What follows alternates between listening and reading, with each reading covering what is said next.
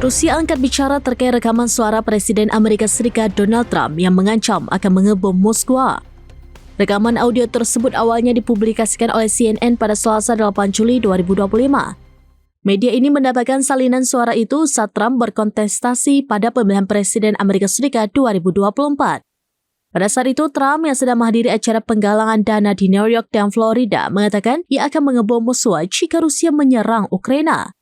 Ancaman itu tidak jauh berbeda seperti yang disampaikan Trump kepada Presiden China Xi Jinping bahwa Amerika Serikat akan mengebom Beijing apabila China berani menginvasi Taiwan.